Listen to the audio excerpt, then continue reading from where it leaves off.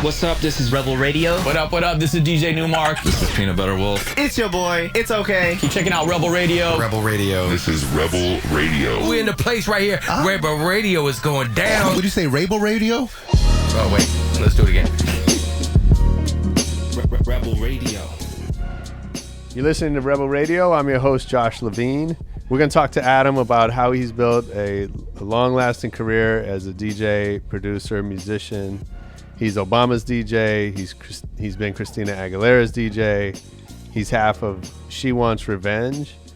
And he's been beating up the clubs for as long as I can remember. He's going to take us through some of the lessons that have gotten him to where he is, really knowing your audience, really knowing his craft, and not being afraid to take chances. And now let's get into the interview with Adam12 on Rebel Radio.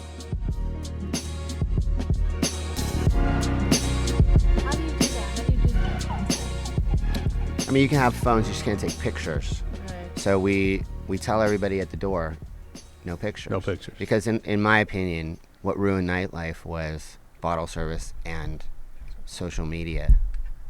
Because before that, like the celebrities that don't go out anymore don't go out because they're afraid of having their picture taken. Right. But once you eliminate that, Yeah. Yeah. that's why we get Mick Jagger and we get Elton John and we get these people that don't go anywhere because they know that they're safe there. Yeah. And not only that, everybody's having fun dancing. It's not like some bullshit. Right. Mm-hmm. Why did bottle service ruin nightlife? Because it went from rooms full of people who were there because, for lack of a better word, they were cool. Mm-hmm. You know what I mean? The promoters would invite their friends and they would invite their friends and they're just cool. And that's why you were there. You couldn't get in if you weren't In that affiliated Right. somehow with somebody. Then once you could get in based on a credit card, everything changed. All those people just bailed. Sure. All the original people, Yeah. not all of them, but for the most part, they just...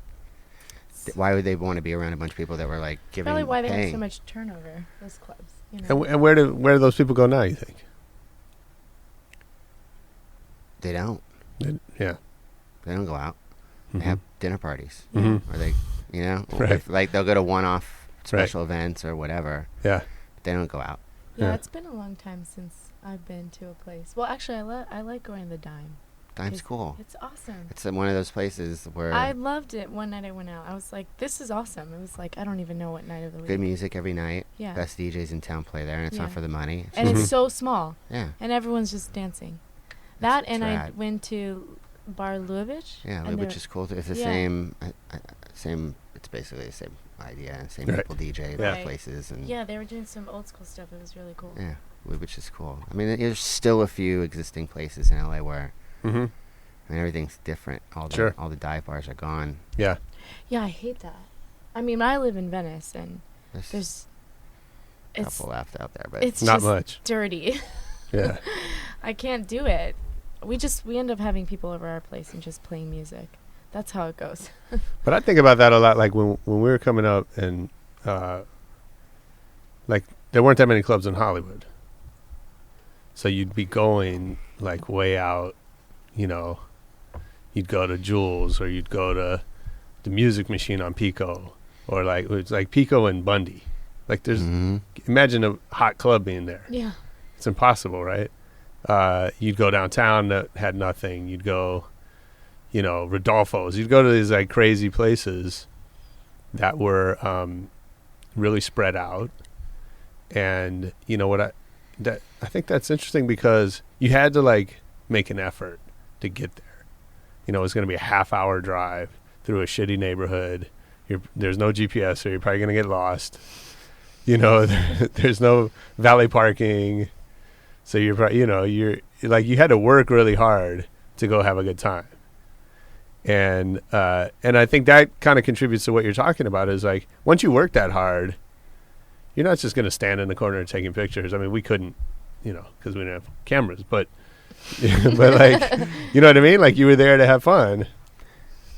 I mean, you didn't know what to expect other than maybe who was DJing. You probably had Yeah. an idea of who was going to be there, but it's not like you can pretty much go on Instagram and just figure out where you're going, what it's going to be like. Yeah. Exactly. I Yeah. do that when I travel to different countries. Yeah. I check their feed. Almost anything you do now, if you just spend 5 minutes online, you Sure. can have a really good idea of who's going to be there, what's going to be Right. happening.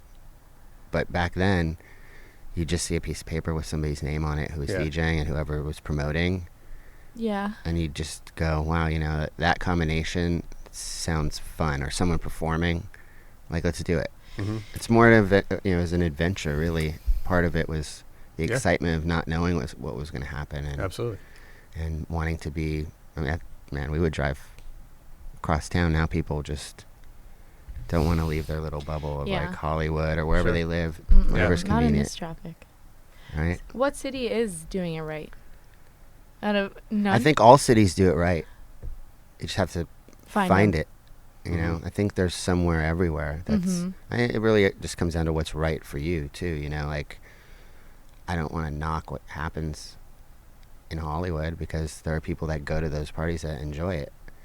They don't have the references that we have. Right. We sure. grew up in a different time. It's easy for us to like Right. come down on those parties and go, man, these kids aren't having any fun. But Yeah, you they're know- having just as much fun. because I go out and I check the DJs Right. a lot. I just want to hear what the big fuss is about some of these guys. And when you're a 21-year-old listening to a DJ play a string of hits with no purpose other than just to play a string of Mhm. hits, Mm-hmm. it's different than when we went out, because there was a beginning and a middle and an end to a night. There's Yeah. peaks and valleys, and Mhm. it was more of a roller coaster and an experience. And the DJ could really control the room and make people dance, make people go to the bar, make people fight, make people fuck. Am I allowed to say that? Yeah. Yes. Okay. We're You know, explicit. it's not like that anymore. So Right. part of me is like, my instincts are, this guy sucks. Right. But then I have to take a step back and go, well, it's just what it is now. Mhm. Yeah, he's just doing something. He's just doing his thing, and people are enjoying it. Yeah. And the job of the DJ is to make whatever room he's in have a good time. And if that's what is working at that particular party, then so be it. Who am I to say anything about it? It is what it is. Yeah, I mean, I go back and forth on that. Like, Based on these interviews.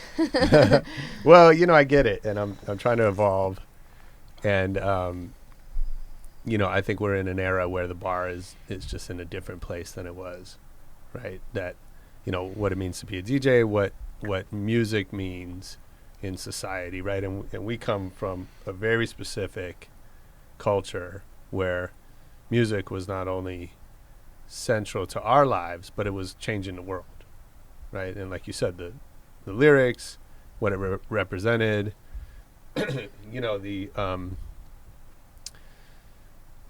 before Eazy-E, basically nobody cursed on a record, right?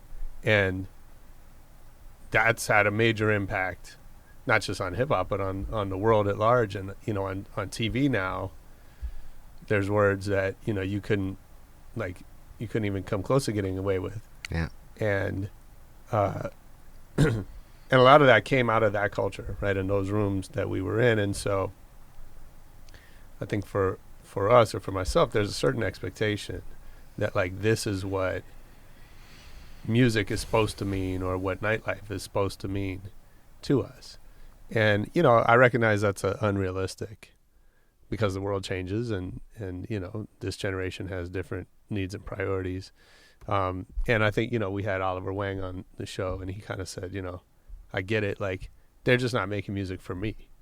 It's it's for somebody else. So I can't really judge it against my standards. But the problem with that, though, is that, like,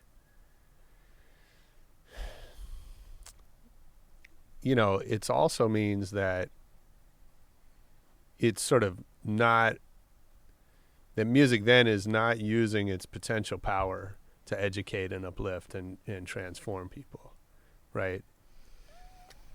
I mean, I learned just as much from listening to hip hop as I did in school, Mm-hmm. I could say, in certain ways. Sure. I learned so much about other cultures Mm-hmm. just from listening to the music. Yeah. I mean, there were different reasons why they were making the music. It was fun. It was, educational. There were all kinds of ways that artists were expressing themselves in intellectual ways, even though people may have a different opinion. It's really,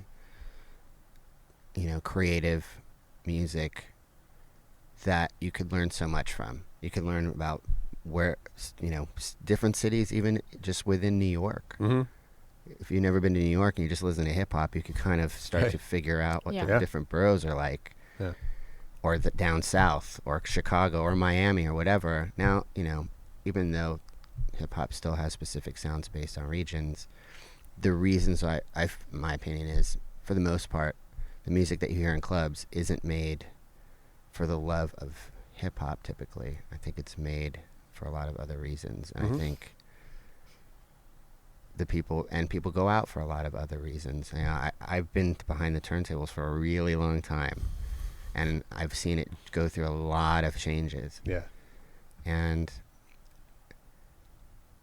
I could have continued going in the direction that I was going, and continued doing big parties that want to hear the same old thing. Mm-hmm. But I had to make a decision at a certain point. There came a point where I said to myself, every time I DJ one of these parties, I feel like I'm disrespecting every party that I did back in the day that was coming from a real place. Mm-hmm. The people that were there, the music, what I was doing, it was, it was an art form. Sure. It's not that anymore. And so I would try my best to kind of hold on to the art form part of DJing. And, people don't give a fuck. Right. They don't give a fuck at all. They're just like, they don't even,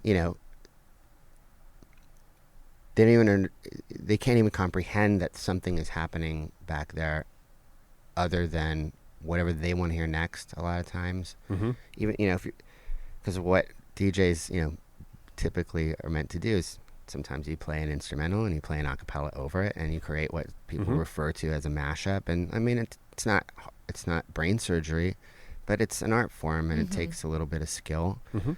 And people don't even, it's just the little things like that, but people may not recognize that takes the kind of fun out of it for guys like me. Wordplay, going from one song that says one thing into another song that's playing off the words out of that song. Playing an original song that a hip-hop song sampled from the original. Just little things like that made it so much fun for all the DJs back in the day, because people would be like, oh, shit, that's dope. And now it feels like most people are just waiting for whatever the next song is. When you made that commitment to stay in your lane, was that risky for you, because knowing things were moving in another direction? Absolutely. I mean, it's a money thing, really. Right. You have to just make that decision. What are you doing it for? If you're trying to be one of those guys, you have to do what those guys are. I mean, don't have to do what those guys are doing, but it's. I feel like the bigger the DJ, the less creativity there is these days. It's just more about like playing a string of songs that. Have you seen any surprises? Any exceptions to that? No. I mean, it's just the older guys. Yeah.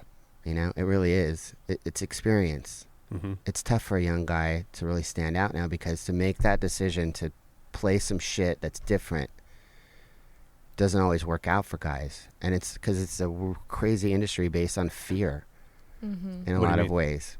Well, the owner is afraid of having a party or a table in there that isn't going to be pulling the numbers that they pull on a nightly basis, typically. So he'll hire the guys that pull the people that may not be the most, creative types in the world. And then, the promoters are afraid of losing their jobs. Right. So they bring in the guys that they know are going to spend the most money, that are typically, the same old guys. And then the DJs are afraid of losing their job if they don't play the shit that everybody wants to hear because there's somebody else out there that'll do it for free. Mm-hmm. The other day, somebody called me to do a premiere party for a huge movie. Mm-hmm. And, he said, well, the cast is paying for the DJ. I said, okay, what do you got? And it was like $200. And I was like, okay, well, does that mean they're all pitching in like $20? Right. And I said, I can't even comprehend what you just said to me. Yeah. I mean, it's a huge movie. And, back in the day, something like that would probably pull between $5,000 and $10,000, maybe. Mm-hmm. Right. And, well, his his reasoning was, well, which is true, a guy will do it for nothing to be able to say on his resume, I did this party. Yeah. Right. I did the whatever premiere party. Yeah. And so the DJs, back to what I was saying before, the DJs are afraid of losing their jobs, so they just fall in line and they play the same old shit. So it's hard for a young guy, unless you're at the Dime. Right. You're at some place that there's no pressure and it's just a bar and they're not worried about bottles and they're just having fun and they're going to there's 2 bartenders and the capacity is 150 and they can pretty much tell what they're going to make every night of the week and it is what it is. Were you, was there ever a time when you would have taken that job for free? I've done a million free jobs. I work for the president and I do it for free. But that's not what okay, I want to talk about that, but that's, back in the day, there was only so many DJs. Right. You know what I mean? There wasn't another guy that was going to do it for, they hired DJs for different reasons back then. Mm-hmm. They hired guys that they knew were going to do the job that they needed, which was rock the fucking party. Right. Mm-hmm.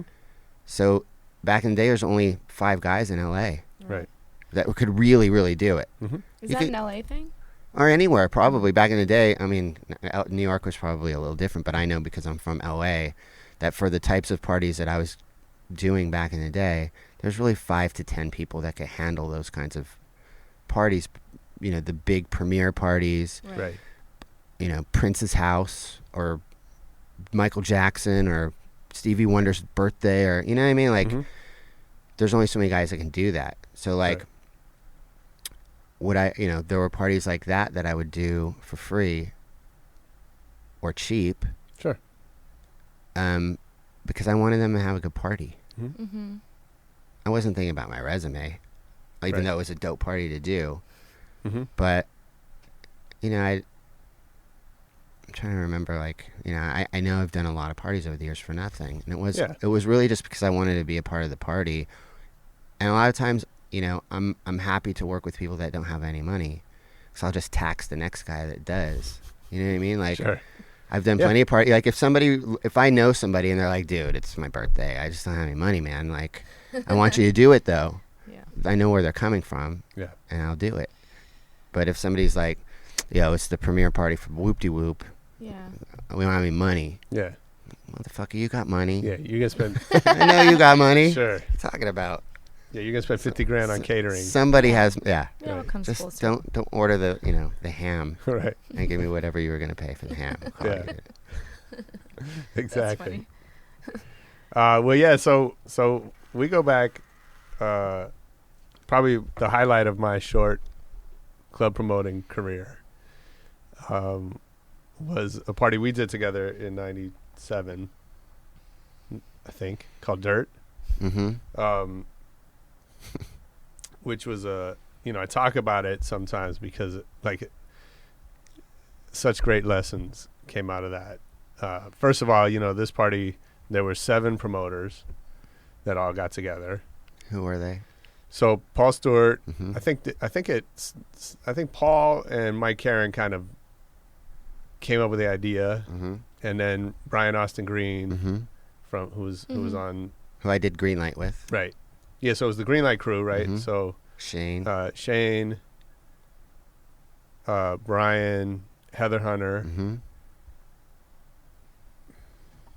John Stockton, Mm-hmm. who was at Def Jam.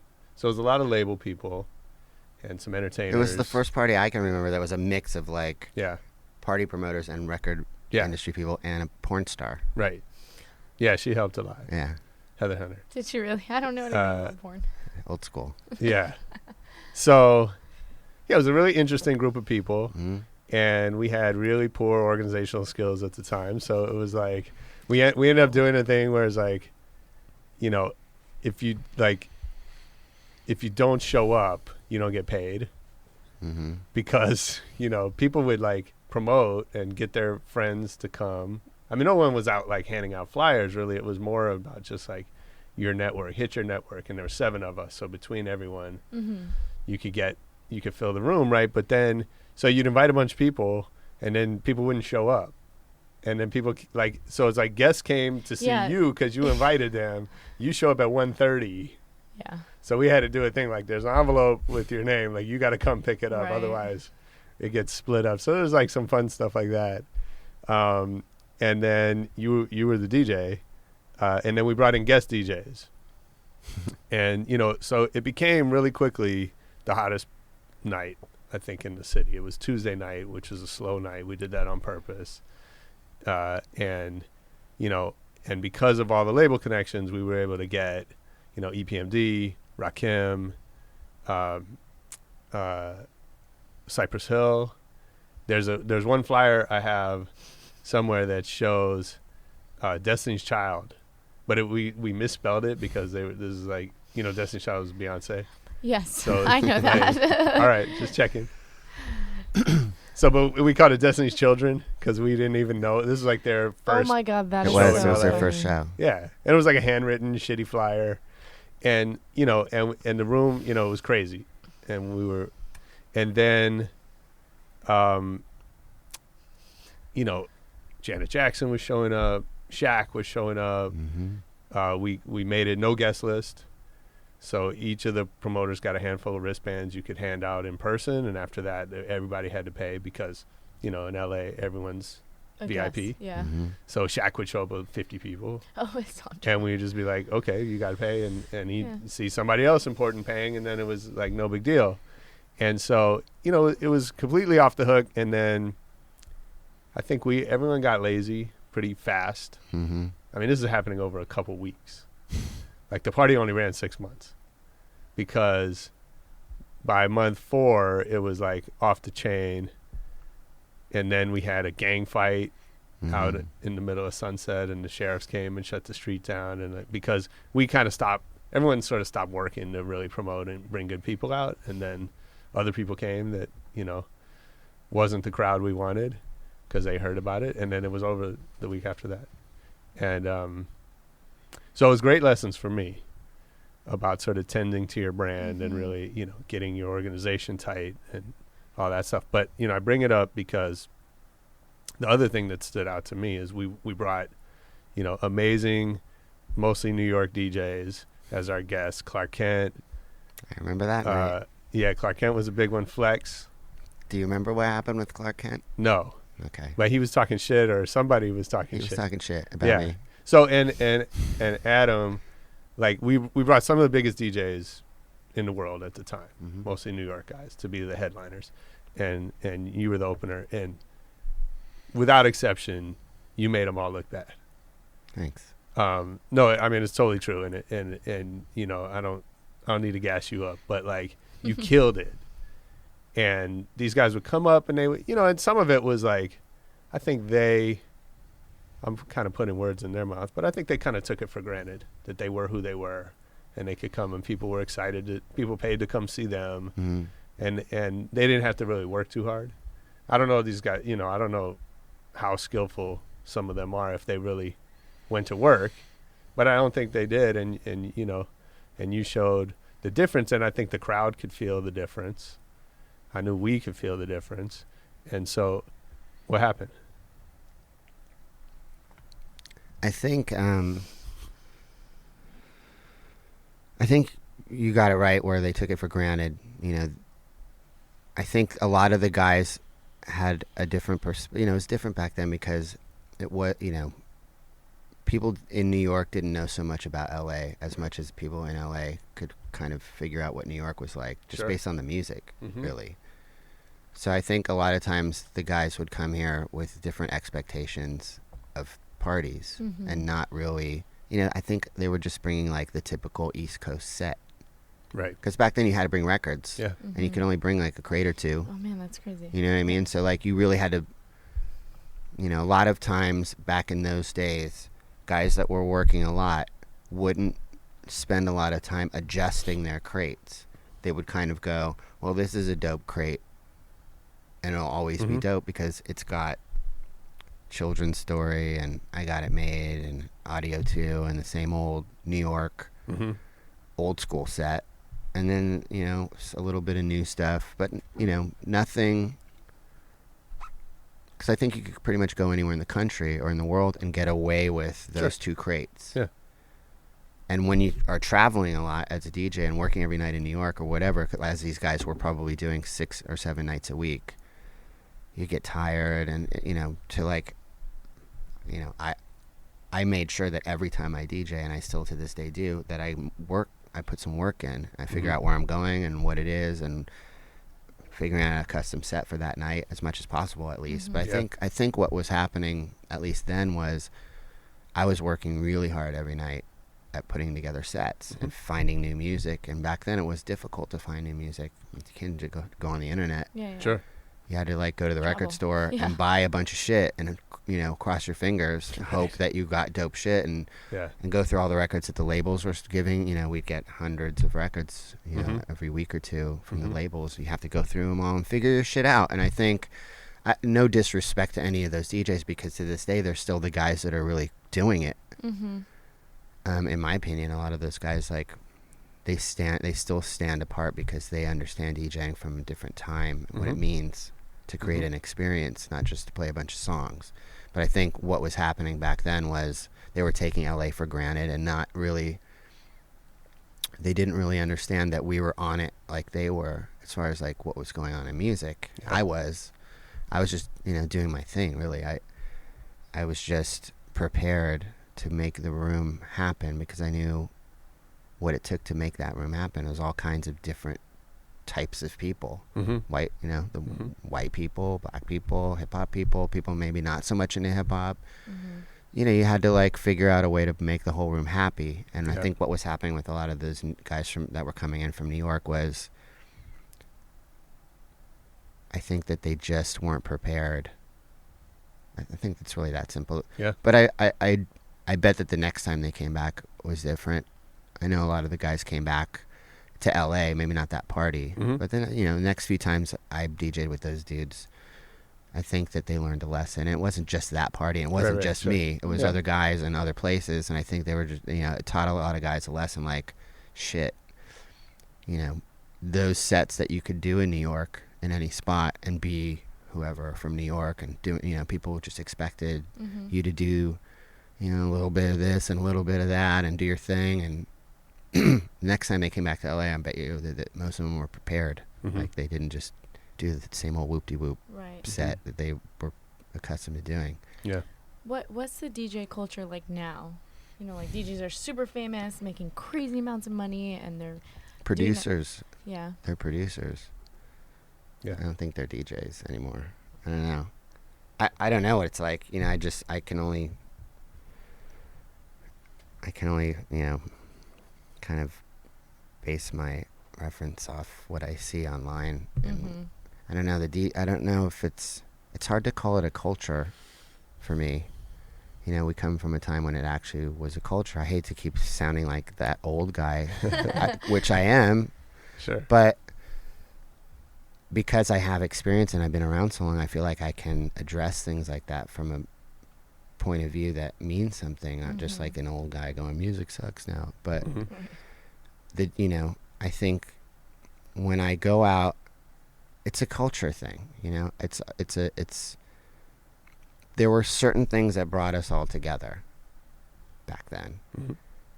Clothes, music, ideas, graffiti, breakdancing, whatever you want to call it. There was a common bond that was coming from an honest place and a real place that brought us all together. And what I see now is that everyone's being brought together by things, and at least in my opinion, that aren't so real. I mean, I don't know. I can only say what I see. And, I listen to the music and no one's saying anything. Right. It's all degrading women and Is there anything popping that bottles that and you check for now that's new? I mean, not a lot. I was thinking about it this morning. I was listening. Somebody wrote an article online, excuse me, about this new DJ or producer and this style of music, and it's blowing up, and he's got this many hits on SoundCloud, and so I went and listened to it,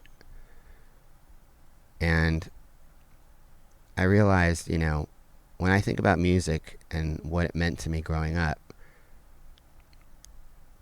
I connected with it for a number of reasons. I connected with the lyrics. I connected with the music. It made me, when I was sad, I could turn to certain things. When I was melancholy, when I was happy, I had all these things I could go to. It's hard to, not that there isn't substance in music, but as far as a lot of the clubs, the mainstream clubs, it seems like there's a lack of substance overall. And I mean, from the DJs, what they're doing, there's absolutely no rhyme nor reason behind why they're playing what each song in the order that they're playing them in, other than they're a hit. And what's even more interesting than that is, over the years, it's crazy. Like, I went out the other night, and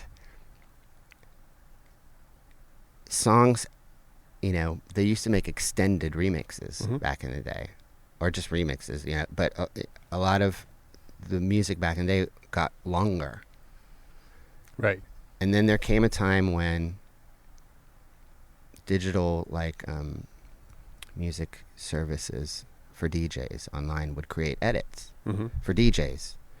Suddenly you had all these songs that, when you could only play a record and it only had a 4-bar intro or a 1-bar intro or an 8-bar intro, and you were limited to that, suddenly you have these amazing 16-bar intros and outros, and they were custom making these songs for DJs to use in order to mix them better, which was amazing. Suddenly you had these songs that you could never really mix in. You had to just slam them in when you had records. Now everything that was set up for DJs. And so for a second there, they were getting a little bit longer because they were adding bars at the beginning, bars at the end. Then suddenly it went to 2 verses and 2 choruses instead of 3. And it went to 1 verse and 1 chorus and an outro. And now it's just the chorus. Right. Yeah. I mean, literally, I went out the other night and I didn't hear 1 verse, maybe 1.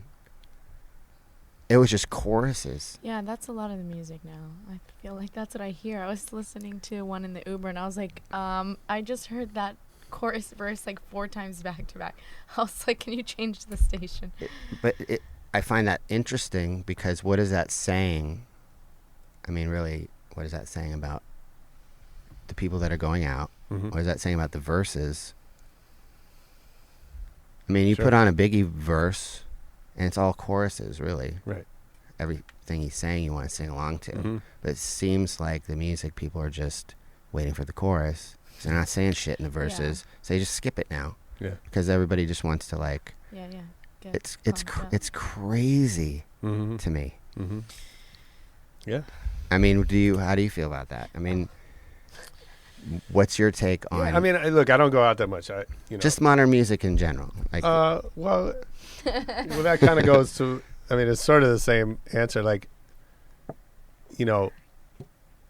don't find it that impactful on me anymore, which means I don't spend as much time paying attention to it. I mean, I still listen to music, but I have less time to listen, and I'm much more likely to listen to old music because it still has meaning for me, both, sentimental meaning as well as, I think the music itself is more substantive. So I'm less driven to discover new shit. I kind of force myself a little bit. And I hear, there's a lot of sounds that I really enjoy. Right. There's a lot of deep house that's great.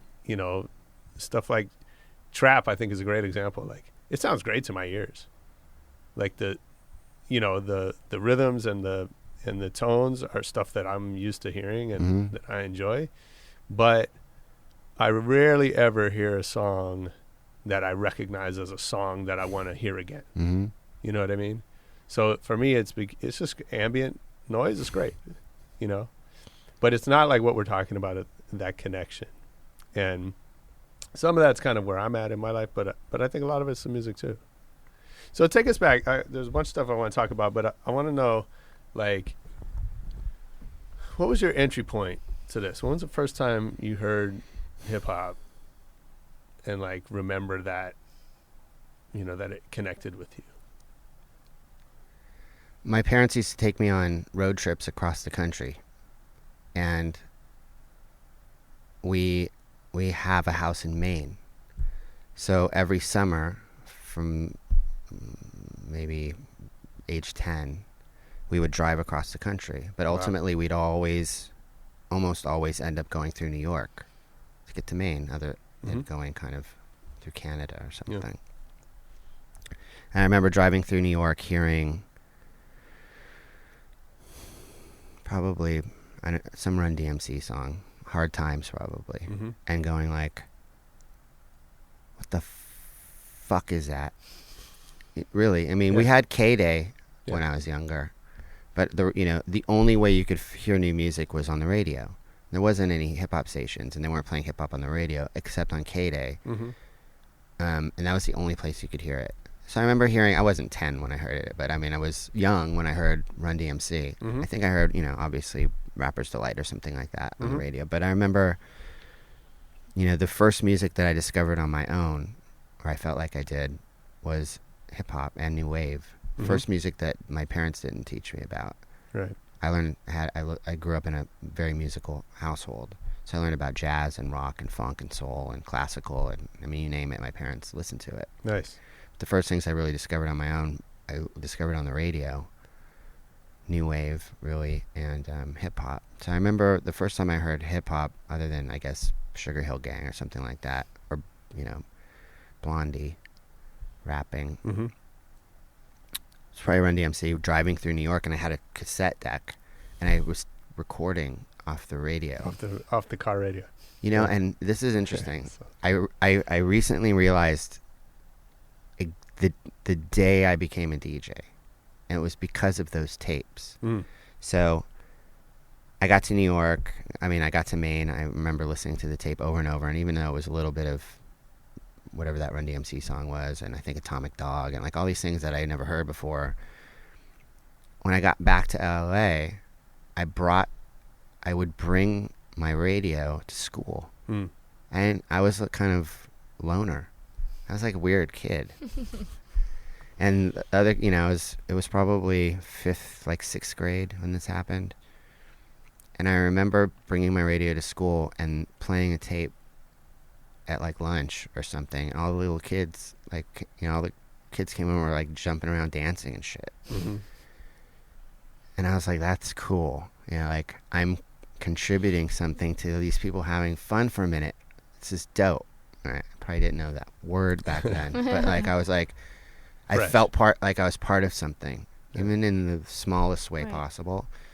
And so I kept doing it. I started recording off of K-Day or something, whatever, the radio, and I bring my little tape recorder to school, and I play these tapes. And it was, I guess you could call them pause tapes. I just record a song and stop it and wait for the next one, and I kind of learned how to do that in my own little way. And I bring them to school. And I think it was the feeling I was getting from all these little kids coming and jumping around and dancing, listening to what I was playing. I was like, it wasn't at that moment that I was like, I'm going to be a DJ, but I do, it definitely has something to do with why I became a DJ. Yeah. Cut to 11th grade or 12th grade. My buddy Travis Andres, Trav? Yeah, of course. We went to high school together. He had 2 turntables and some little Radio Shack mixer in his closet. And we put it together, and I brought some records over, and we were playing them, and that was it. I went to my grandfather, and I said, if you buy me 2 turntables and a mixer and an amp and some speakers. I'll pay you back. And he did. And next thing you know, I'm DJing like every party in the Valley. Sure. All of them. So, you know, there's only 3 dudes back then. This kid, Danny Fazer, DJ, he's kind of still around. This kid, the guy I learned from, which is, his name was DJ, I think, Good Bar or something. But like, I just started buying records. Yeah. I just started DJing. Everything.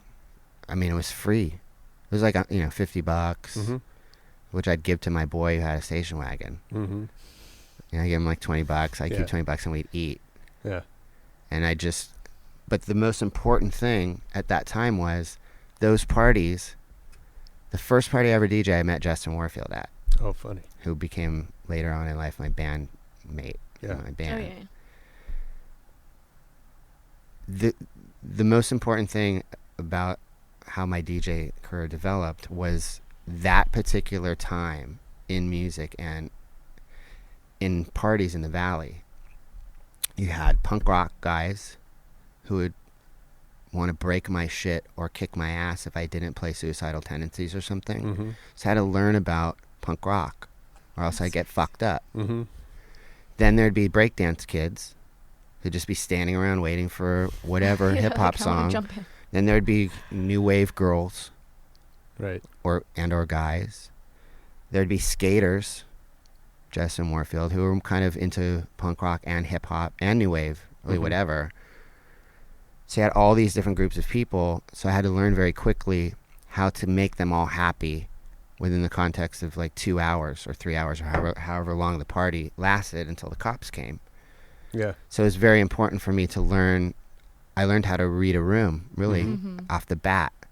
I learned how to make a room full of people happy because I wanted to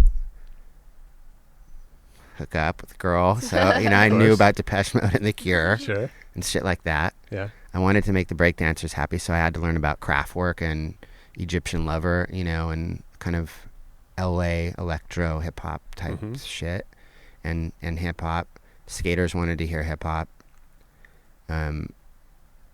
So, I mean, I was going to the record store and just buying. You just had to buy shit based on the cover, really. Oh, this looks cool. And, you know, sometimes you get lucky and sometimes you wouldn't. But, like, I think that had a lot to do with my career in general because I learned early on that it's not just about me at all. I think that's a mistake that a lot of DJs make is it's... They make it about themselves and their little group of dudes or like the table that's next to them spending all the money rather than the room. It's about the party. Maybe not so much now, but at least when I was coming up, it was. But it could be. It could be. I mean, look, there are parties out there. I'm not saying every party sucks. Well, let's talk about your parties, right? So you do 2 parties now? 3? I do, at the moment I do 1. I just stopped doing 1. I do 1 now. I have another one coming up and then another one after that. So at the moment... Let's promote those real quick. One's called Giorgio's, which is a Saturday night party that's classic disco only. Okay. A little bit of early 80s, but I basically base the music off if they played it at Studio 54 when it was open at any time within the life of Studio 54. Right. Then I play it. And we don't allow photographs, and you can't buy your way in. And it's all the criteria to get in is basically if you can add something in your own way that creates a beautiful experience within the room, you can come. Right. And you have to look. My partner would say chic. So people dress up. I mean, you're not doing Aphex. It's off for a minute, but it's coming back soon. I do a club called Aphex, which is really Affex. Affex. But everybody says Aphex, so I even call it Aphex now, which started back then. Yeah. Started in like the mid '90s. Oh, really? At Carlos and Charlie's. Oh, I don't know. So this party that I do, it's amazing. We just celebrated our 2-year anniversary. Giorgio's is named after Giorgio Moroder, who's like my all-time favorite producer of all time. He came and DJed with me at the 2-year anniversary, which was insane. And, you know, every week it's filled with the most amazing people. I mean, black, white, straight, gay, rich, poor. There's, you know, we just want it to be fun. Mm-hmm. So you get everyone from like I said, Mick Jagger, Mick Fleetwood, to like Puff, those, you know, Russell Simmons, those guys come, Faith, you know, like kind of old R&B people, and then Miguel, like, you know, we get like all different types of artists. And then, you know, it's all fashion people, it's all photographers, like David LaChapelle comes every week, like J.J. Abrams, like, you know, there's like dope people in that room, and it's just the coolest party ever, and people are having fun. It's one of the only parties in a long time where everybody's smiling, everybody's dancing. People are going there to do the things that, in my opinion, you're supposed to do when you go out. Dance, have fun, drink if you want to, flirt, you know, connect, whatever it is. Disco is an amazing genre of music because it encompasses a lot of different things within it, but it makes everybody feel really beautiful. It does.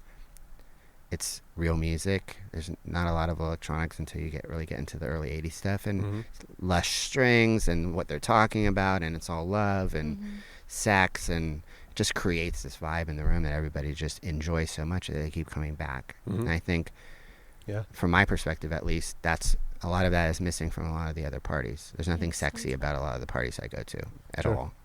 I mean, just leave it at that. Well, here's what I love about that is, you know, it's not hard to find DJs complain about, you know, the way shit is today or whatever, right? But, you know, most of them don't do anything about it. And so, you know, you created your own events, and you do it the way that you think people are going to enjoy. And, you know, look, I get, you know, a DJ, you're in the service business, right? You're there to, you know, at the pleasure of your guests, right? But there's also the thinking that people don't necessarily know what they're going to enjoy, right? You know, I don't want to hire a DJ and tell him what to play, right? Because I want to hire somebody who knows what to play. And if I didn't like it, then I'm probably not going to hire him again, or I'm not going to go back to that club or whatever, right? But you're sort of, you know, taking that leadership role to say, look, I understand, like, I'm going to, you know, trust me, and we'll all have a good time.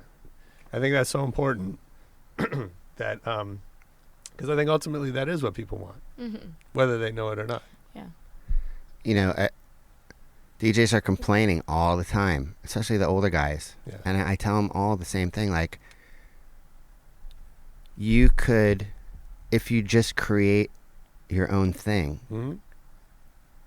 you're going to get the same money. No one's paying you anyways. Right. You know, you're only making a couple $100 at some of these huge events. Right. Why not just do your own thing? Yeah. You're still going to make $200 from the bar, Right. but you're going to have fun, and your friends are going to come. You can be proud of the thing you're doing and invite your friends rather than, I mean, you know, you know what I'm saying? Like, absolutely. It's important, and a lot, you know, I think about the underground, what we refer to as the underground. I feel like it still exists, and you have to make it. You have to create it in any way. It could be any genre of music. The things that have worked best for me in my career, as far as the things that I've personally done, as far as parties are concerned, are when they're pretty specific of a thing. And the thing that I've learned from Los Angeles over my career as a DJ is when you offer people something that doesn't exist within the context of nightlife, it'll be successful if you do it right. So when I started doing effects, when I brought it back, no one was doing old school hip hop. They were just, and when they were, it was like the jock jams of old school hip hop, ironic kind of way, where you'd go hear Humpty Dance and It Takes Two, and, you know, bar jam hip hop kind of weekend stuff. So when I started doing that, and it was just what it was, you know, it's Wu-Tang and Mobb Deep and the shit that we want to hear. People were, I mean, it was slammed every week. Yeah. But, you know, that wouldn't exist had I not done it. And so, the message is to a lot of these DJs and even younger guys, you have to take a stance at some point. You either become one of those other guys that just gets stuck in the same old thing, battling for the same job at every place, only getting paid peanuts. You can get the same amount of money if you just do your thing, come up with some concept and make it happen, and you'll be having fun, and you're actually adding to the nightlife of whatever particular city you're in by offering something that's not the same old shit.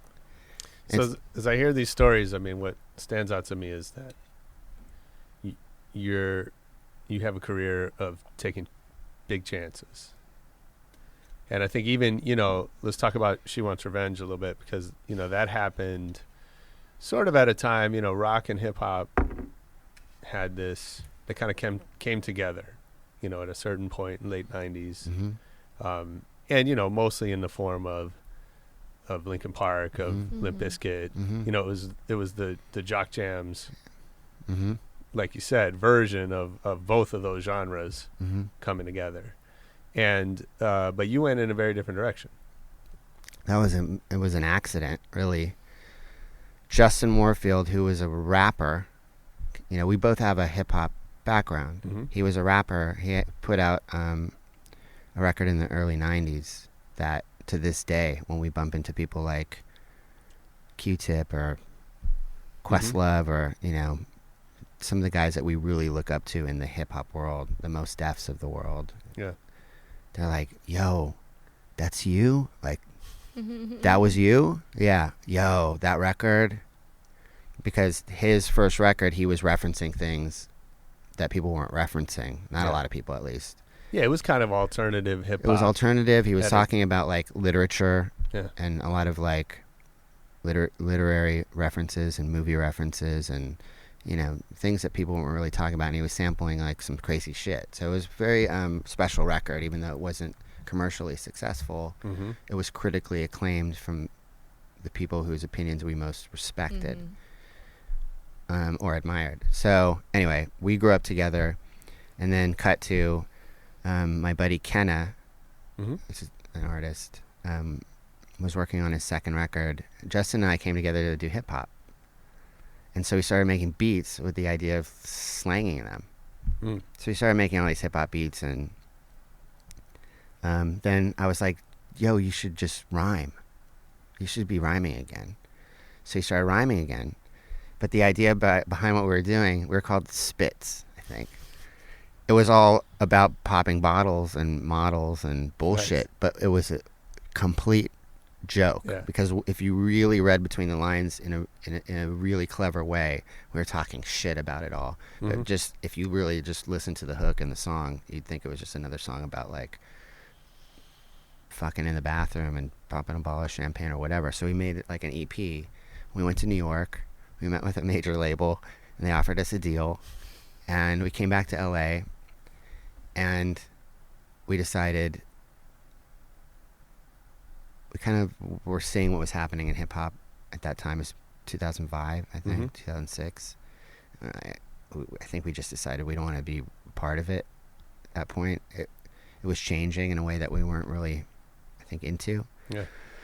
So let's hold off on doing this for a minute, and let's just keep making beats. And then my buddy Kenna asked me to make him a beat. I made him this beat that didn't sound like anything that Justin and I were doing.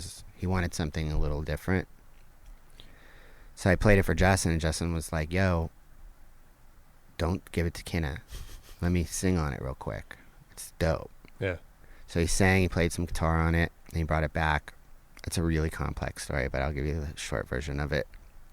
Anyway, I heard what he did, and I was like, that's the shit.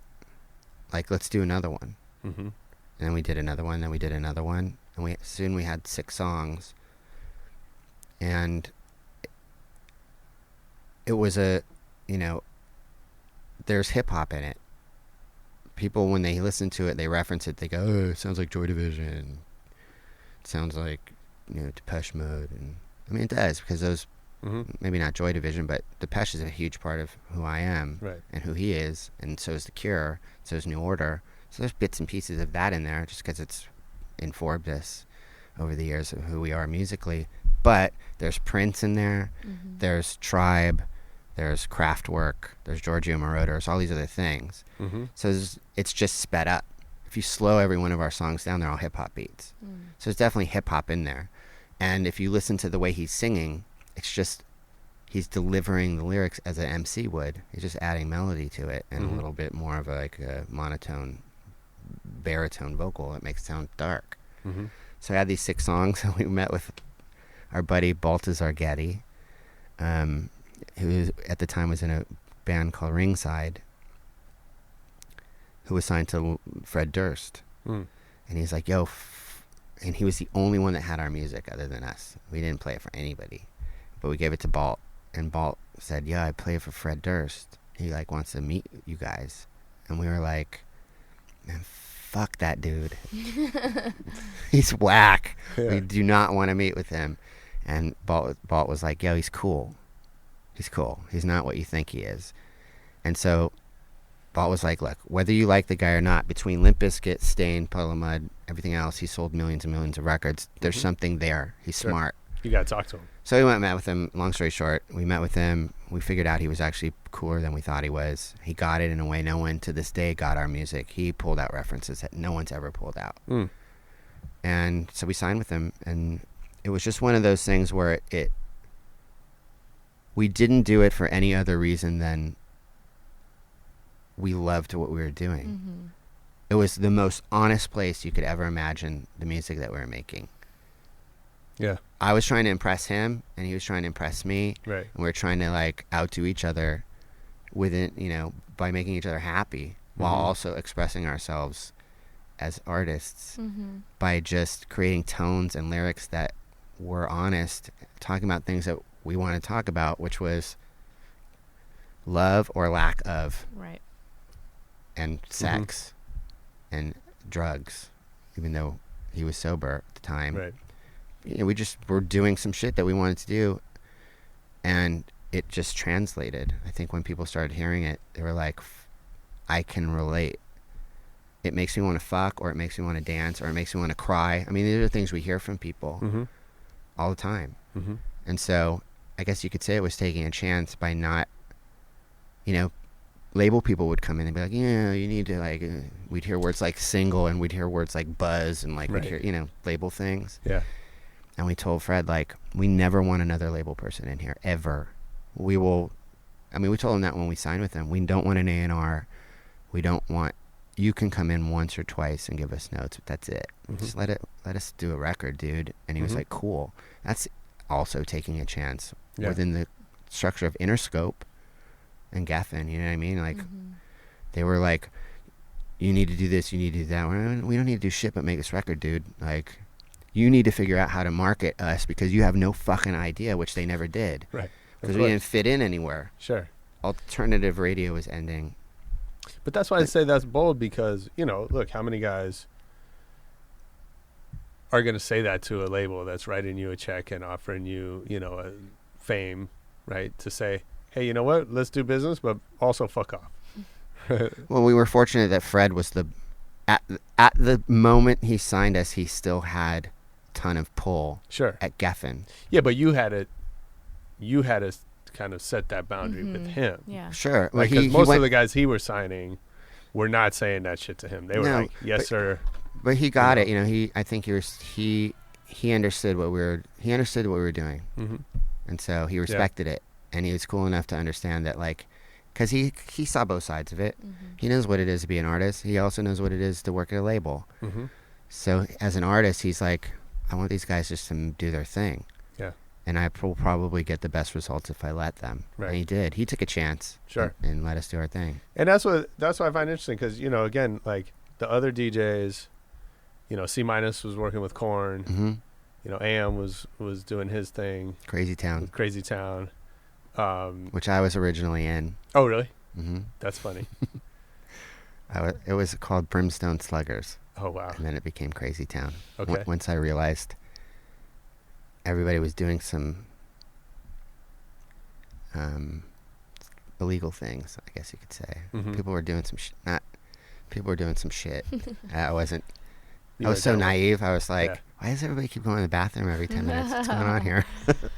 Anyways. Sure. Yeah. But like, so it would have been easy. Like DJs that you knew and Mhm. respected probably were kind of going down a certain path, Mm-hmm. right? That was a lane for Mhm. DJs to play. And, and you decided to go the other way. I was DJing for Christina back Mhm. then, Aguilera. I was in her band. How's that happen? Her band. Yeah. Wow. I was on the Genie in a Bottle tour. How's that happen? Yeah, how did you process that? Like, I mean, my buddy called me and said, Christina needs a DJ to play within, in some of the songs. And then she does some costume changes, so she needs somebody to keep the crowd entertained. And she heard you play something, and she inquired about it. Would you want to do it? I was like, a shit ton of money to travel all over the world. hot girl. And hot girl, stay in, some of the most beautiful hotels and travel first class and Sure. you know what I mean? This is 2001. Yeah.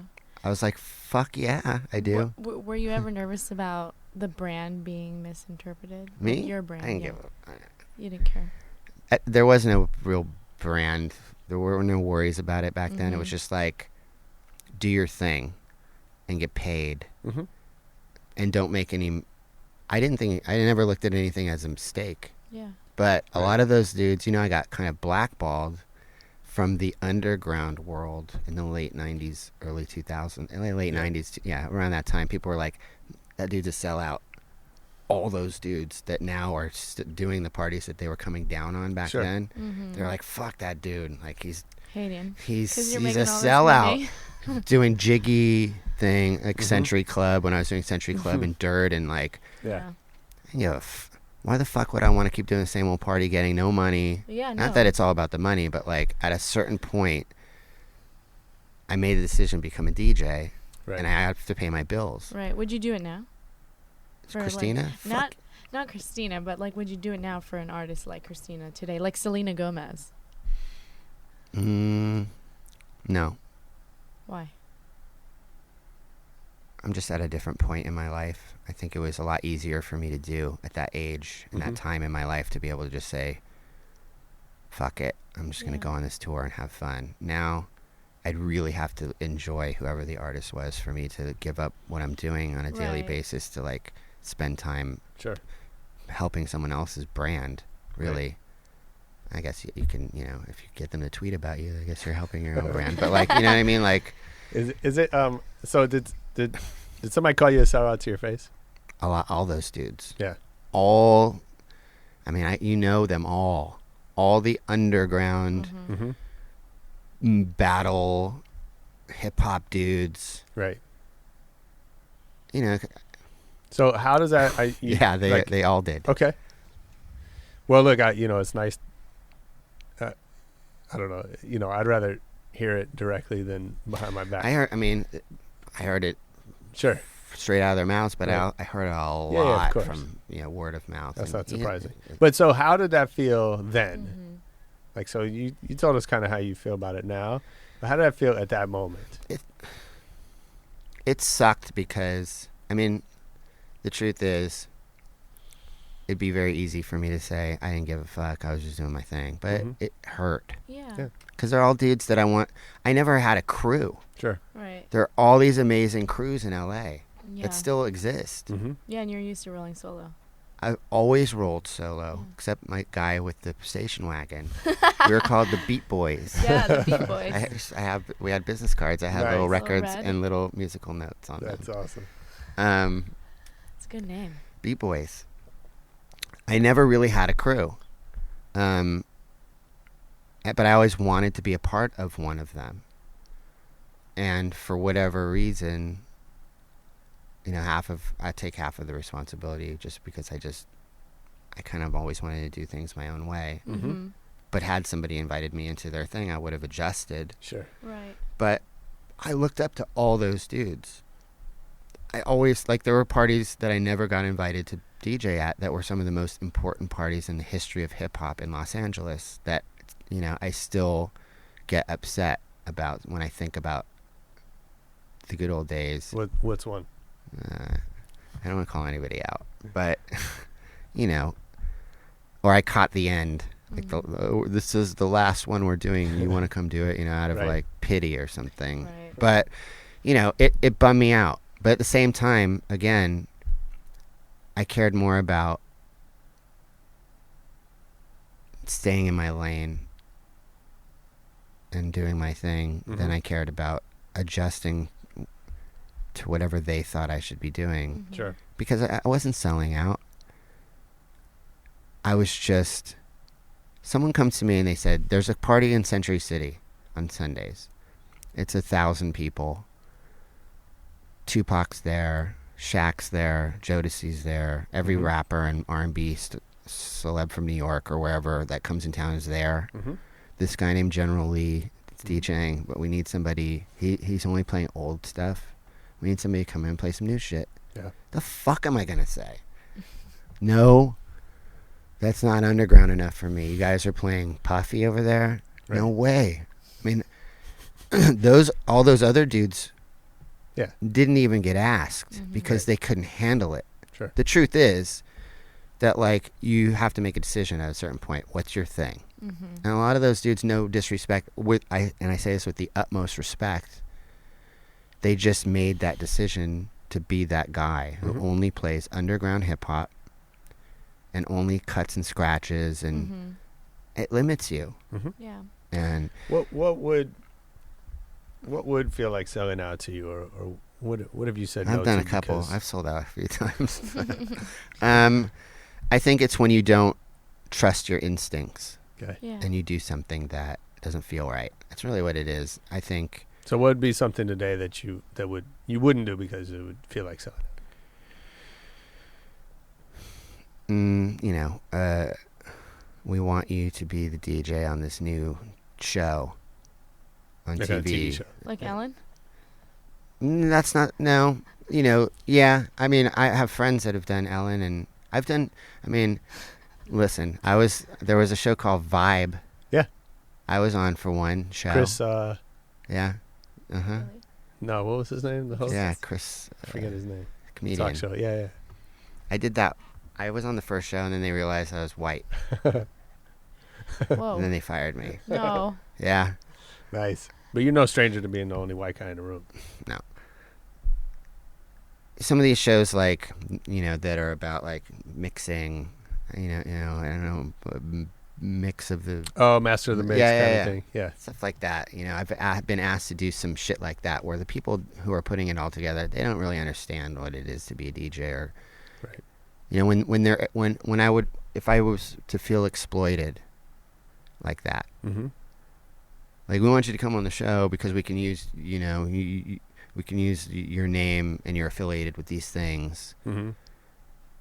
I don't want to be a part of anything like that. That feels like selling out when you're doing something. Sure. When someone doesn't respect what you're doing and they're Yeah. exploiting you, I don't want to be a part of that. I never did. Even though I did it a couple times in my career, I quickly realized that it doesn't feel good. Yeah. Yeah. And the money that you get from doing it comes and goes. Yeah. But you have to live with the decisions that you make. Yeah. But sometimes you got to learn where that line is, right? Sure. Yeah. So what about now? Like, you said, you know, you DJ for the president. Mm-hmm. You know, I'm curious, sort of, what that's like. But are you? Do people try to leverage that with you? Yeah, I mean, people. Yeah, definitely. You know, people you like. I mean, no one's booking you expecting he's going to show up. At the No. party. But you know, like, it was more so like around the election. Yeah. Sure, because it's You more know, of the a- president's DJ, and you know, people were, you know, right before the election. People were using that fact a lot more. Like, they were just trying to hype up, you know, whoever was coming to their party. Yeah. It doesn't, you know, when I travel, like, out of the country, Yeah. people, you know, like, there's certain places I won't go or I won't allow them to use it because I'm afraid. Yeah. Sure. That's my- Once you get out of this country, Yeah, it's absolutely. I don't want anything to happen to me Right. because they know I'm They think they affiliated. take you hostage. Or No, I mean people have said Feel that. they're gonna I come mean, I down. bet. People have said that to me. Yeah, like Is that don't right? use that name Yeah. because Wow. it's not as safe. Like, you know, they said send us some photos for us to put on the invite, and within my press package is the photo of me and the president, and they never used that one. If they're smart, and Yeah. if they do use it, I have to question it and kind of do a little bit of research, like what's exactly, Yeah. how do they feel about our country and how they feel about the president? Because if they're not feeling the United States or Obama, I don't want them to promote the fact that I work with them because I course. don't know what's going to happen. Yeah. But sometimes people have said, we didn't use that photo because we don't want anybody to know. Mm-hmm. We just want them to come to the party and have fun. It's good. Yeah. So, you talk about reading the room. Tell me about those rooms. His working for him, it's just they're all kind of the same. And when I say that, I mean typically an older crowd.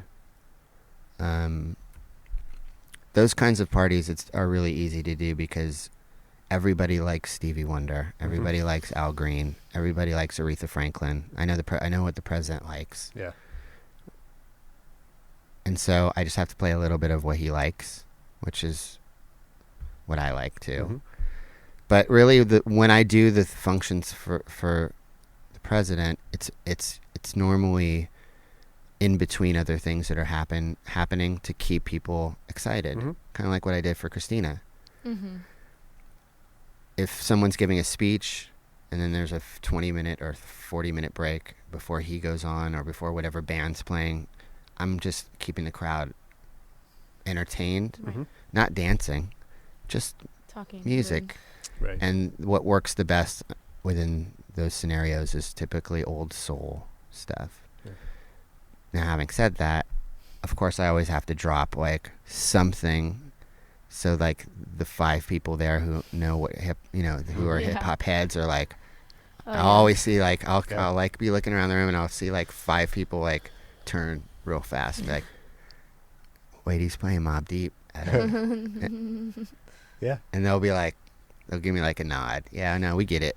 But, it's some old rock. It's always like some old rock, a little bit of, some funk. And it's really just comes down to old soul, Michael Jackson. But there's something to that. I know we were talking about earlier, like the DJ's job. But like when you're in a room and somebody plays some shit that doesn't belong, but it works anyway, I mean, that'll make your night. That's the best. Yeah. That's how I got that job. That's Yeah. how I got all the most important jobs. Go ahead. And it's what I tell the best part of work. One of the best parts of working for the president is the press part, because when I get the press at the end of almost every interview, they say, is there anything else you'd like to say? And I always kind of give the same answer, which is the reason why I got this job, which is the reason why I got the job working for Dre and working for Prince and working for Stevie Wonder and working for Madonna and you name it, is because I was doing my thing when I got the job. Yeah. I was just doing my thing. Mm-hmm. I was being creative. I was trusting my instincts. I was reading the room, and I was creating a beginning and a middle and an end within a night. And I was looking around the room, and I was figuring out what people wanted, and I was putting it all together. And I wasn't trying to be anybody else other than who I am. And I've always done that. And that is how I got the job for all these people, including the president. Somebody heard me on a night do what you just said. Of course, I have to play a lot of the hits that are current. Sure. There's a way to play all the hits, but there's a way to throw in some Gangstar. There's a way to throw in some Biggie. There's a way to throw in some Metallica, really, if you do it right. Yeah. Or whatever your thing is, if you just know how to where to put it and how long to put it in for. Mm-hmm. That's what she said. So Yeah. I'm sorry I said that. That's all right. It just came out. No, that's So, you know, the message within those interviews is the most important thing in a world of a billion DJs. I mean, everybody's a DJ now. It's insane. Yeah. But in order to progress, you have to take chances, I think, in anything that you do. Well, so let's talk about that. I know, you know, one of the other things you're doing is photography. Last time we saw each other, you were Mm-hmm. holding a camera. Mm-hmm. And there's, I think on your site, there's a lot of photos, Mhm. photo work. Mm-hmm. So how does that happen? I just, any way that I can express myself artistically that, in my opinion, doesn't suck, I want to do. Yeah. And so photography is just one of the things that I tend to take. I have a lot of friends that are really pretty. I know a lot of pretty girls. Sure. We live in LA. And I like to make them look as beautiful as I can sometimes by taking photos of them in my own way, which tends to be a little bit kind of darker, not like in a Hot Topic gothy kind of blood way, but in a romantic gothic kind of way. It's just dark tones. Yeah. I like earth tones and dark things. So I just started taking pictures of friends, really. Mhm. And I just found that, like, it was just one more way for me to express myself as an artist by, you know, creating something within a frame. Yeah. And I don't do it, professionally. Mhm. I just do it for fun. But Mhm. I found that a lot of people just keep calling me, like, we do this for me. We need somebody to do this. We need somebody to do that. And so a lot of people like what I do, which is cool, because I don't do it for any other reason that I like the results. Mm-hmm. And I like capturing a moment in time. I think that's what it really is for me. Is like, you capture a moment and it's there forever. It never goes away. And I like being part of, like, those moments. And I think that, as far as, what other people have told me about the pictures that they like of mine, is that it feels like the girls that I'm taking pictures of trust me in a way that they don't see in a lot of other photos. Now I'm taking pictures of records. It's rad. Oh, cool. I started taking pictures of records. It's dope. I just took a picture of a stack of records in my. I have so many records. Of course. I took a picture of a stack of records. Just, I think I was getting the lighting right or something, or I was trying a lens or something, and I realized that you could see some of the names of the songs or albums on the sides of the records. Mhm. So what I started doing was I started taking everything away, so you couldn't see any words, just colors. And then I'd find interesting names of records that worked well together and had a message. Oh, that's cool. And I put them near each other. So now it's just a stack of records that are like tons of different colors, but in the middle there'll be like two different records That's cool. that Oh, that's have some dope. kind of message. Yeah. So I'm Nice. starting to do something that kind of, and it means something to me because my records mean a lot to me. And Of course. I don't use them. I feel bad. I walk by them. I'm like, sorry, man. I'm sorry, guys. I love you, but like, you're too heavy. Yeah. Like, Totally. so I feel guilty a lot. So it's nice to be able to, like, use my records in a That's creative way hilarious. without actually having to carry them around. So is there ever going to be a time when you are done DJing? I think about that a lot, and I don't think so. I get a lot out of it. I love. It always goes back to that little kid in me that just, I get so much about the pleasure and fun and the things that people are getting out of what I'm doing. That really adds a lot to my life. I mean, I've been a part of so many amazing things. I mean, everything I've ever done everything amazing I've ever done in my life is indirectly or directly a result of music. Mm-hmm. And DJing is part of that. So, you know, as long as there are still rooms full of people that want to hear what I'm doing, Mm-hmm. I'll probably do it until I just can't do it anymore. Like physically can't do it anymore. And I don't want to be that like 80-year-old. You know, look, Giorgio Moroder came and DJed with me the other day. Yeah. He's 70, you know, I think he's 74 or 5. Yeah. And he was killing it. Mm-hmm. Ish. But, you know, Yeah. he's in his 70s and he's traveling all over the world DJing. Yeah. It's insane. So it's possible. Yeah, it's awesome. I mean, he never DJed before the last year, but. Sure. We have one more. One more. Make it good. What do you think you sacrificed to get to this point? This is an interesting question.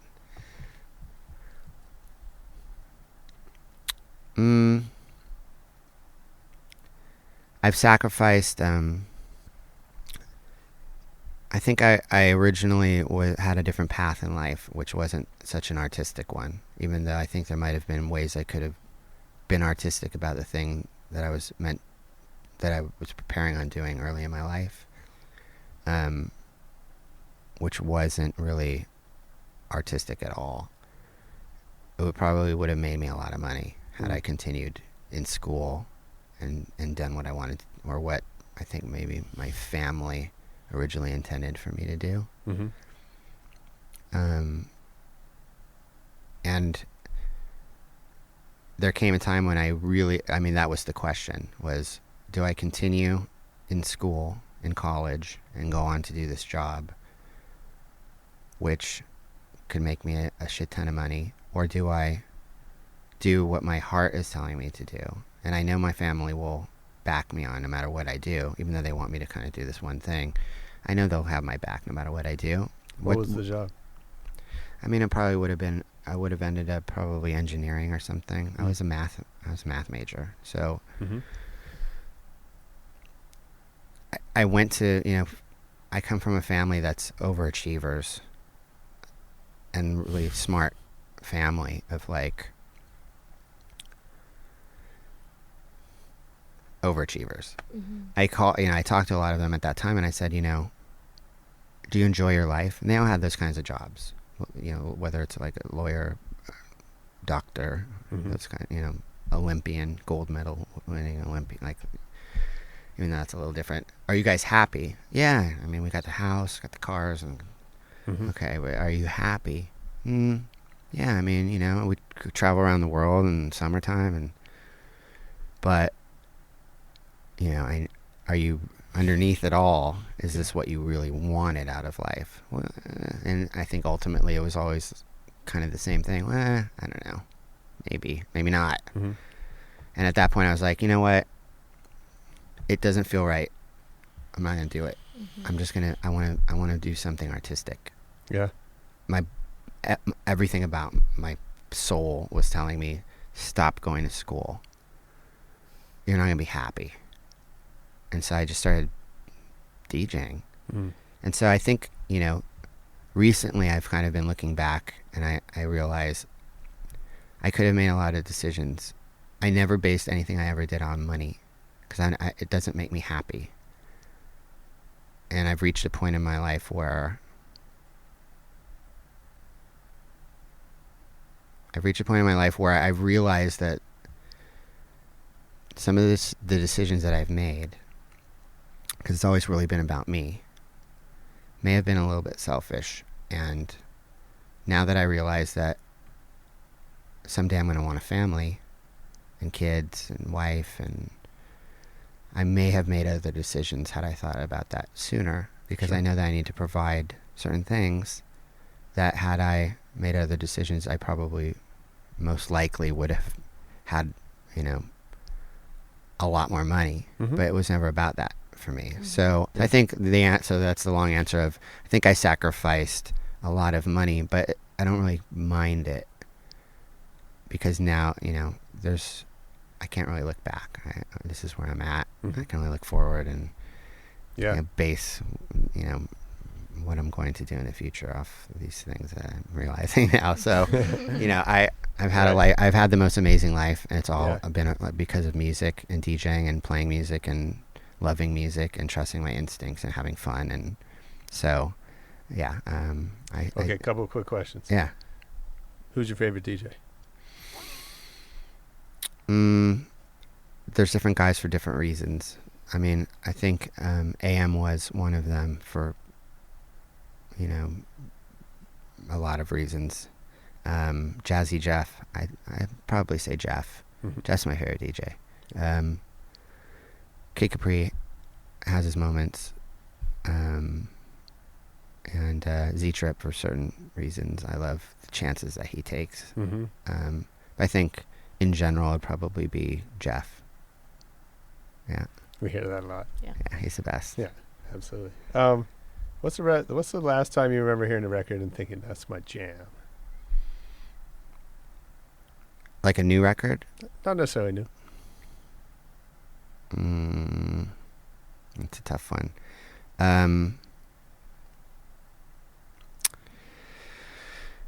There's a record that there's a guy named Sean Perry who was a DJ in LA who used to put paper over the labels of his records so no other DJs could see what they were. Yep. And so we'd always go up to him and say, like, what the fuck is that? Mm-hmm. And he'd say, because back then you had to figure it out yourself. And no one wanted to really share the information because no one else wanted people biting their shit. Right. So everything would be covered up. And I remember him playing this song, I think it's called Mather by the Dave Pike Set. Oh, wow. Which is this crazy That's deep. funk song with sitars over the top of it. It's sick. And he used to play it. And I always used to ask him, what the fuck is that? And he never told me. And it was years later that I finally figured out what it was. But I heard it the other day, and I was like, and I hadn't heard it in a long time. I was like, that's my fucking jam. That shit is dope. So you should, I'll send it to you. I'll It's the check it. shit. I'm going to check it out for sure. What about you? Oh, shit. What about you? What do you listen to? Oh my gosh, I have to look at my phone. I'm like really into this girl group called The Holy Child. Yeah? Yeah, they're really cool. They're different. What's that song I sent you? Odessa Flume. Mostly that. And then this new one that's kind of like cheesy, but I like it. Years and Years, they're called. I like a lot of electro, like indie stuff. That's cool. Is that what it's called? Yeah, I think so. Yeah. I like a lot of that. Lately, like for me, I mean, like probably 80s R&B or even a little like 90s R&B. Like to me, there's something, I mean, I'm fascinated that it seems like R&B is more or less a dead genre. I mean, there's Miguel, there's a couple things happening, but it's kind of like compared to where it was 20 years ago. It's gone. And for 40 years before that, right? It's more or less gone. And I think that music has a certain timelessness. We talk a little bit about hip hop because we're obviously very different relationships to that music. And some of the stuff that we grew up on, there's the classics that kind of hold up. A lot of it doesn't really hold up. We were having a conversation about Compton's Most Wanted, and it's like, I mean, I like it because I remember it. You know what I mean? Like it has a meaning. Was it? I think it was. But wake your punk ass up. Yeah. I forget what the one song time was. gaffled him up. Somebody played her. No, it wasn't. But somebody played her. Growing up in the hood. It just doesn't work. It doesn't. You know what I mean? I mean, and it holds a time and place, right? But it just doesn't work. Right. But I think a lot of that soul music, especially from our childhood, but back to Motown, right? Like those songs are just forever. That's what I was trying to say earlier. Is like you have to connect with people on an emotional level, and if you don't, your song's gonna come and go, and that's okay. Yeah. There's nothing wrong with like having a hot song and then it going away, but to have a song that lasts forever should be the goal. Yeah. Are there any hot songs today that you're listening to? Yeah, that was.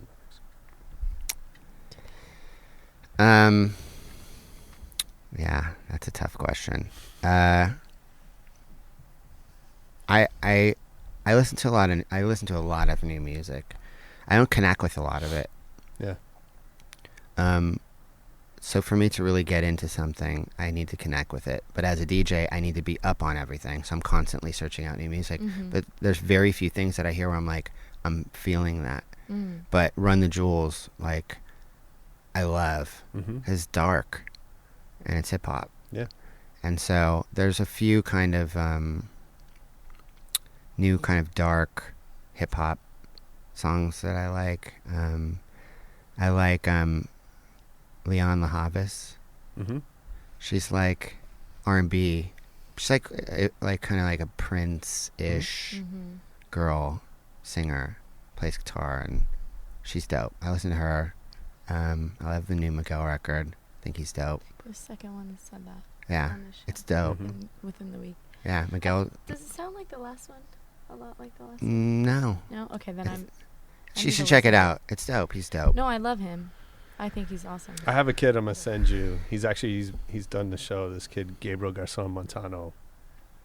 Real sexy. It's a little kind of neo soul, but he's got some. It's pretty interesting. I'll send it to you. Yeah, Drake sampled his song 6'8", and it's Jungle, right? Is it Jungle? I think. Drake song's Jungle. No. Yes. I don't know what it is, but I don't his song I don't know is Drake's 6'8", songs. and he does it a way better Anyways. job. It's Really? badass. Yeah. Oh wait, no. Now I know who you're talking about. You know what I'm talking Yeah, I do. Yeah. Red Bull Select. Dope. Yeah, artist, yeah. He's- He's dope. about? Yeah. He's dope. No, I played Really I good. played one of his songs on something I did recently. Oh, really? Yeah. Nice. Yeah, he's like in that Miguel-ish category. Yeah, I did some show. Like I was on or a playlist cool. or something for some show, and he was one of the songs that I chose. Nice. Yeah. Yeah. There's a new guy called, I'm going to mess it up. Galleon? Weight in Gold? Yeah. Oh, it's badass. It's like that. There's type of some style with a little bit of like, I don't know, I'm going to mess up the terms, but it's dope. I'll play it for you. I'll send you the track. Okay. Deal. How do people find you online? I kind of stopped with Twitter. Did you? I mean, if it occurs to me, I'll do it. Instagram really is the easiest way. So DJ Adam 12. It was that I changed it to my real name, which is Adam Braven. So it's at Adam Braven, or at I control the band's account, so it's at She Wants Revenge. If anybody even cares about that band, which doesn't really exist anymore. I think people still care about it. Well, thanks for doing this, man. I appreciate Thank it. you. Thank It's you. fun. Fantastic stories. Come back when you want to promote some stuff. Whenever you want to have me back, let me know. I'll come back. Beautiful. Cool. Awesome. Thank you guys. Thanks. That was Adam 12, my guest this week on Rebel Radio. Thanks for listening. And tell all your friends, Rebel Radio on iTunes, on SoundCloud, on rebelradio.net. Man, anywhere you look, you can find us. Peace.